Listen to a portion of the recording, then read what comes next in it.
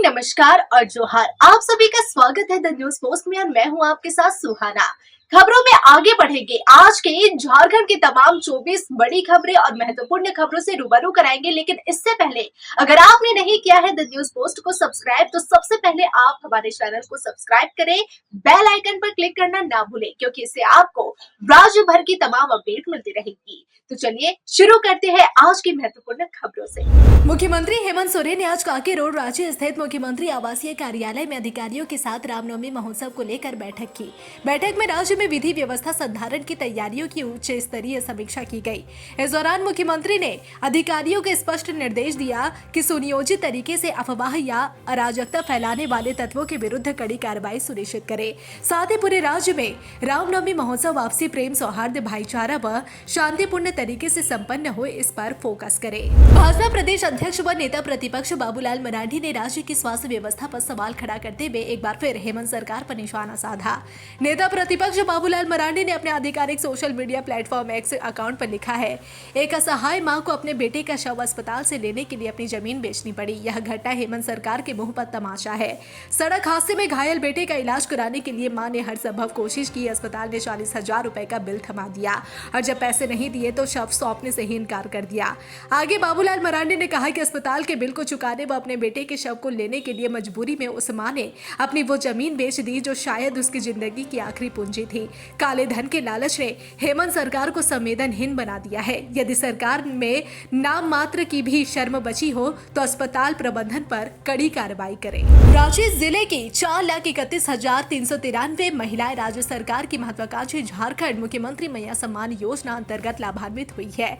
इनमें 3,08,282 लाभुकों को आधार बेस्ड व 1,23,111 लाभुकों को बैंक अकाउंट बेस्ड उनके बैंक खाते में समान राशि स्थानांतरित की गई है। योजना अंतर्गत जिला के सभी 4,31,393 लाभुकों के खाते में जनवरी, फरवरी व मार्च महीने की एक मुश्त राशि 7,500 रुपए समान राशि बैंक खाते में स्थानांतरित की गई है। होली से पहले 3,08,282 लाभुकों को आधार बेस्ड योजना की सौगात दी गई थी।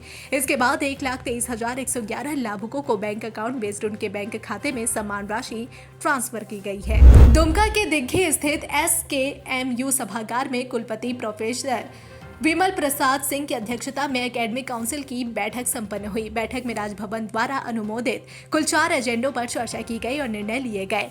बैठक में MBA विभाग के बोर्ड ऑफ स्टडीज द्वारा संशोधित सिलेबस को मंजूरी दी गई। करीब 8 वर्ष बाद MBA कोर्स के सिलेबस में संशोधन किया गया, जिसे इसी साल से लागू कर दिया जाएगा। जी हां, इसे इसी सत्र से लागू किया जाएगा। उल्लेखनीय है कि 2017 में MBA कोर्स की शुरुआत होने के बाद से अब तक सिलेबस में कोई संशोधन नहीं किया गया था। सिलेबस संशोधन के लिए MBA विभाग में बोर्ड ऑफ स्टडीज की कई बैठकें बाह्य विषय विशेषज्ञों की उपस्थिति में आयोजित की गई थी। बैठक में एकेडमिक काउंसिल द्वारा संशोधित पाठ्यक्रम को मंजूरी दी गई। झारखंड के बोकारो में 2 दिनों में बवाल जारी है और हिंसा की आग में एक युवक की जान लाठीचार्ज में चली गई। इसके बाद प्रदर्शन कर रहे लोग आक्रोशित हो गए। विधायक से भी बोकारो स्टील के पास नोकझोंक हुई और इस मामले में अब कांग्रेस की पूर्व विधायक अंबा प्रसाद ने भी मोर्चा खोल दिया है और विस्थापितों को हक दिलाने के लिए लंबी लड़ाई की घोषणा कर दी है।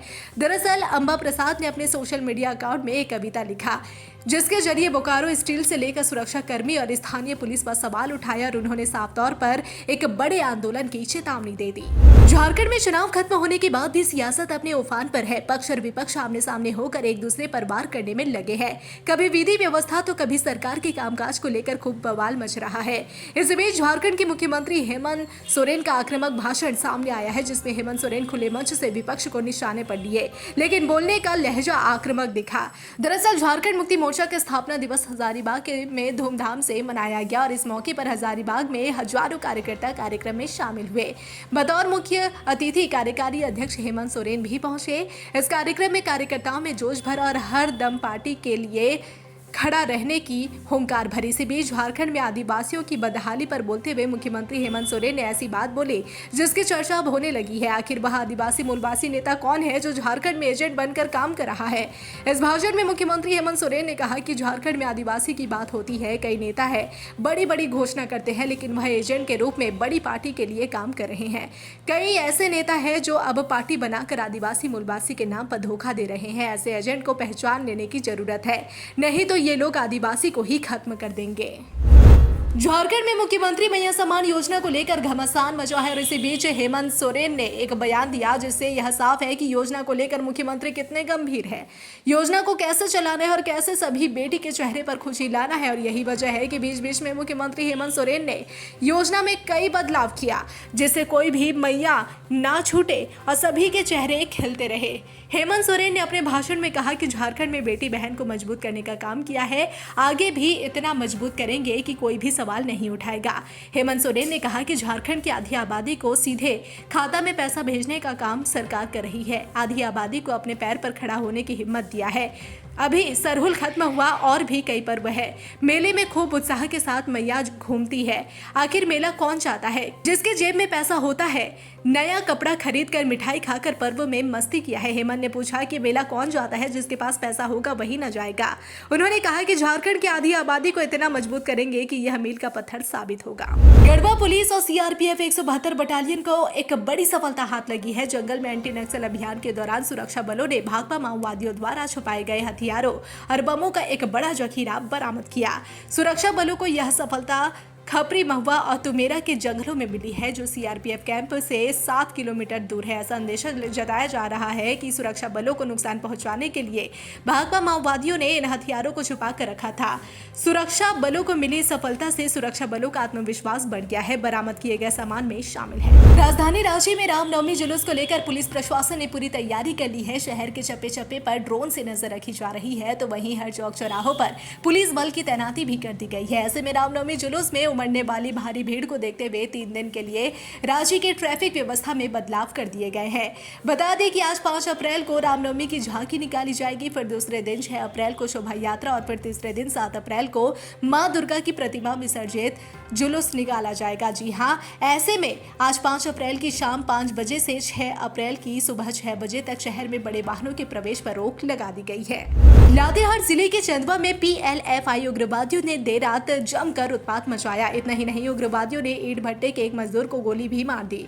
इसके बाद घायल मजदूर को रिम्स रेफर कर दिया गया। बताया जा रहा है कि 6 से 7 की संख्या में हथियार से लैस उग्रवादी पहुंचे थे। पहले तो भट्टे और क्रशर में मजदूरों से मारपीट की और मजदूरों के मोबाइल भी छीन लिए गए। इसके बाद गोली चला दी गई। मौके पर पीएलएफआई उग्रवादी संगठन का पर्चा छोड़ा गया और बाद काम नहीं करने की चेतावनी भी दी। और घटना की सूचना के बाद चंदवा पुलिस की टीम मौके पर पहुंचकर घटना की जानकारी लेकर कार्रवाई में जुट गई है। रामनवमी को लेकर जमशेदपुर जिला पुलिस अलर्ट मोड पर है। सुरक्षा व्यवस्था के पुख्ता इंतजाम किए जा रहे हैं। जिला एसएसपी किशोर कौशल, सिटी एसपी कुमार शिवाशेष, ग्रामीण एसपी ऋषभ गर्ग समेत तमाम डीएसपी सड़कों पर फ्लैग मार्च करते नजर आ रहे हैं। वहीं शहर में रामनवमी पर शांति व्यवस्था बहाल करने के लिए एसएसपी द्वारा पुलिस पदाधिकारी और जवानों को कई दिशा निर्देश दिए गए। सभी संवेदनशील इलाकों में फ्लैग मार्च निकाला जा रहा है। वहीं एसएसपी ने शहर वासियों से शांति और भाईचारा के साथ पर्व मनाने की अपील की है। एसएसपी किशोर कौशल ने कहा कि शहरवासी रामनवमी के त्योहार पर शांति और भाईचारा के साथ पर्व मनाए। पर्व के दौरान अतिरिक्त पुलिस बल की तैनाती रहेगी और इसके अलावा सादे लिबास में भी पुलिस बल तैनात रहेंगे। संवेदनशील इलाकों में रैफ के जवानों के साथ साथ पुलिस बल की तैनाती की जाएगी। उन्होंने कहा कि शांति और भाईचारा के साथ पर्व मनाए। जिला प्रशासन आपके साथ है। किसी को भी किसी प्रकार की परेशानी ना हो, इसका जिला पुलिस द्वारा पूरा ख्याल रखा जाएगा। बन गया रिकॉर्ड, यह उपलब्धि झारखंड के खाते में भी दर्ज होगी। जी हां, धनबाद आईआईटी आईएसएम के खाते में भी आईआईटी आईएसएम के छात्र सौरभ शक्ति को 1.20 करोड़ रुपए का सालाना सैलरी पैकेज मिला है। Saurabh BTech fuel mineral metallurgical engineering के फाइनल ईयर के छात्र हैं। सौरभ को यह जॉब ऑफर ऑफ कैंपस मिला है। जी हां, उनकी जॉब पोस्टिंग जापान के टोक्यो में हुआ है और कंपनी ने ऑफर लेटर भेज दिया है। आईआईटी आईएसएम के इतिहास में सौरभ पहले छात्र हैं जिन्हें 1 करोड़ रुपए से अधिक का सालाना पैकेज मिला है। अब तक किसी भी छात्र को इतना बड़ा सैलरी पैकेज नहीं मिला था। यह सुखद संयोग है कि इस वर्ष भाजपा का 46वां स्थापना दिवस और रामनवमी 6 अप्रैल को है।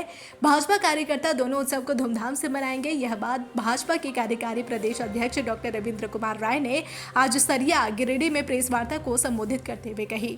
डॉक्टर राय ने कहा कि श्री राम भारत की आत्मा है और भाजपा उस सांस्कृतिक राष्ट्रवाद की विचारधारा को मजबूत कर रही है।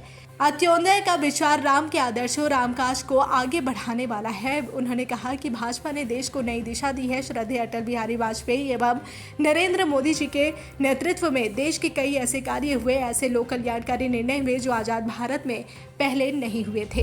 धनबाद के सांसद ढुलू महतो शनिवार को बोकारो पहुंचे। उन्होंने साफ कहा कि प्रेम महतो की हत्या की गई है और इसके लिए बोकारो स्टील लिमिटेड जिम्मेवार है। वह लगातार यह कोशिश कर रहे हैं कि विस्थापितों की समस्या का समाधान निकाला जाए। यह घटना बहुत ही दुर्भाग्यपूर्ण है। बता दें कि सांसद ढुलू महतो की पहल पर शनिवार को मृतक के परिजनों को मुआवजे का भुगतान हुआ। गुरुवार को सीआईएसएफ की लाठीचार्ज में विस्थापित प्रेम महतो की मौत हो गई थी। उसके बाद शुक्रवार को बोकारो में भारी बवाल हुआ। शुक्रवार की रात बोकारो विधायक को पुलिस ने हिरासत में ले लिया था। शनिवार दोपहर बाद में उन्हें हिरासत से मुक्त कर दिया गया। बोकारो में सीआईएसएफ के लाठीचार्ज में मृत विस्थापित प्रेम महतो की मौत के बाद बोकारो का माहौल तो फिलहाल शांति की ओर लौट रहा है, लेकिन इस घटना ने विस्थापितों को विचलित कर दिया है। प्रेम महतो के दादाजी से शनिवार को बोकारो में द न्यूज पोस्ट ने खास बातचीत की। उन्होंने कहा कि विस्थापितों को कोई फुटबॉल की तरह खेलने का प्रयास ना करे। वह लोग सभी राजनीतिक दल के नेताओं का आह्वान करते हैं कि विस्थापितों के आंदोलन में साथ दें, लेकिन अगर अपनी राजनीति सीखने की कोशिश करेंगे तो विस्थापित इसे बर्दाश्त नहीं करेंगे। उन्होंने कहा कि मृत हमारा बच्चा तो अब लौट कर नहीं आएगा, लेकिन उसका हक और सम्मान मिलना चाहिए। उन्होंने कहा कि जिस जगह पर उसकी मौत हुई है वहां उसके आदमकद प्रतिमा लगी और सम्मान के तौर पर कम से कम 50 लाख रुपए का मुआवजा मिले। राज्य सरकार द्वारा युवाओं को आत्मनिर्भर बनाने और स्वरोजगार को प्रोत्साहित करने के उद्देश्य से जिला परिषद की दुकानों का आवंटन बेरोजगारों को किया गया था, लेकिन हुसैनाबाद प्रखंड अंतर्गत अम्बेडकर चौक स्थित जिला परिषद के दुकान संख्या A9 और A10 को लेकर विभागीय लापरवाही और असंवेदनशीलता की तस्वीर सामने आई है। जुलाई 2022 में लाभुकों को प्रथम तल पर स्थित ये दुकानें आवंटित की गई थी, लेकिन 2 वर्ष बीत जाने के बावजूद वहां जाने के लिए ना तो सीढ़ी बनी और ना ही छत की रेलिंग का कार्य पूर्ण हो सका। लाभुकों ने आवंटन के समय ही असुविधा की जानकारी संबंधित अधिकारियों को दी थी। कई समाचार पत्रों ने समाचार प्रकाशित किया था। तत्पश्चात तत्कालीन डीडीसी मेघा भारद्वाज के संज्ञान में मामला आया, जिसके निर्देश पर 2023 के अंतिम महीनों में सीढ़ी निर्माण की प्रक्रिया शुरू की गई, लेकिन वर्ष 2025 में भी यह कार्य अधूरा पड़ा है। पश्चिमी सिंहभूम जिला अंतर्गत रामनवमी पर्व के दौरान उचित विधि व्यवस्था, संधारण और सौहार्दपूर्ण माहौल में समस्त आयोजन को कराने के तदर्थ आज जिला दंडाधिकारी सह उपायुक्त कुलदीप चौधरी एवं पुलिस अधीक्षक आशुतोष शेखर के द्वारा चाईबासा शहर का भ्रमण कर विभिन्न चौक चौराहों का निरीक्षण किया गया। इस दौरान वरीय पदाधिकारी के द्वारा गणेश मंदिर चौक से हिंद चौक, कुमार टोली, पुल्हातू चौक से वापस मुफस्सिल थाना चौक तक पैदल मार्च कर जुलूस के मार्ग का जायजा लिया गया। साथ ही संबंधित पदाधिकारियों को जुलूस के मार्ग में कुछ एक स्थान पर बैरिकेडिंग को बढ़ाने, बेहतर साफ सफाई, रोशनी की उपलब्धता आदि के संदर्भ में आवश्यक दिशा निर्देश दिया गया। जिस प्रकार से देश भर में भाजपा की जो स्थिति बनी है, वह झारखंड राज्य में राज्य सरकार की लोक कल्याणकारी योजनाओं के प्रभाव और झारखंड मुक्ति मोर्चा के बढ़ते जनाधार से राज्य में भाजपा की स्थिति और खराब होगी। यह बातें सनसाइन होटल डोब्रोबासा में झामुमो जिला समिति की ओर से स्वागत एवं अभिनंदन समारोह को संबोधित करते हुए मंत्री दीपक बिरुवा ने कहा। बिरुवा ने कहा कि झामुमो कार्यकर्ता के द्वारा राज्य सरकार की ओर से चल रही जन कल्याणकारी योजनाओं को जनता के बीच ले जाने की जरूरत है। बिरुवा ने कहा कि नवनिर्वाचित जिला समिति में नए पुराने कार्यकर्ताओं को सम्मान देने का कार्य करने की जरूरत है। विधायक निरल पूर्ति ने कहा कि हेमंत सरकार में सामाजिक, आर्थिक एवं राजनीति में बदलाव आया है। इसके तहत आधी आबादी को आज मैया सम्मान योजना जैसे विशेष कार्य से सम्मानित देने का कार्य चल रहा है। इस कारण से भी महिलाओं में महिला सशक्तिकरण की क्रांति आई है। दुमका शहर के बड़ा बांध तालाब में चैती छठ के दूसरे अर्घ्य के दौरान 3 छठ व्रती महिलाएं चेन स्नैचिंग की शिकार हो गई। एक साथ इन महिलाओं के गले से सोने की चेन और मंगलसूत्र को उड़ा लिया गया। जानकारी होते ही गले से चेन गायब है। पीड़ित महिलाओं के परिजन इधर उधर चोरी करने वालों की तलाश में जुट गए। परिजनों ने घाट पर तैनात पुलिसकर्मियों से भी शिकायत की। जानकारी के अनुसार चेन चोरी करने में महिलाओं का हाथ है और महिलाएं ही अच्छी अच्छी ड्रेस पहन कर आई और भीड़भाड़ का फायदा उठाते हुए छठ व्रतियों के गले से सोने की चेन खींच ली। अनुमान के अनुसार 10 लाख रुपए से अधिक के जेवरात पर चोरों ने हाथ साफ कर दिया है। पुलिस छठ घाट और रोड में लगे सीसीटीवी फुटेज को खंगालने में जुट गई है। बोकारो में नियमित रोजगार की मांग कर रहे विस्थापित आंदोलनकारियों पर हुए बर्बर लाठीचार्ज और एक व्यक्ति की मौत के लिए कांग्रेस के प्रदेश अध्यक्ष केशव महतो कमलेश ने केंद्रीय गृह मंत्री और भारी उद्योग मंत्री को जिम्मेदार ठहराया है। उन्होंने कहा कि बोकारो में अपने अधिकार की मांग कर रहे विस्थापितों पर जिस तरह से सीआईएसएफ ने बर्बरता दिखाई है, उसे यह स्पष्ट है कि भाजपा शासन में न्याय की उम्मीद और अपने अधिकार की मांग करने का नतीजा मारपीट और मौत के रूप में सामने आता है। केशव महतो कमलेश ने कहा कि अपने अधिकार की मांग कर रहे स्थानीय निवासियों पर की गई कार्रवाई न केवल निंदनीय है बल्कि अमानवीय भी है। विस्थापित निवासी अपनी मांगों को लेकर लगातार बोकारो स्टील प्रबंधन के समक्ष आंदोलन कर रहे हैं, लेकिन केंद्र सरकार के मंत्री उनकी मांगों को नजरअंदाज कर आंदोलन को कुचलने का प्रयास करते रहे हैं। झारखंड के निवासी संघर्ष करते हर परिणाम अपने पक्ष में लाते हैं, इसलिए केंद्र को इस भ्रम में नहीं रहना चाहिए कि उसकी बर्बरता के कारण स्थानीय लोग अपने अधिकार की मांग छोड़ देंगे।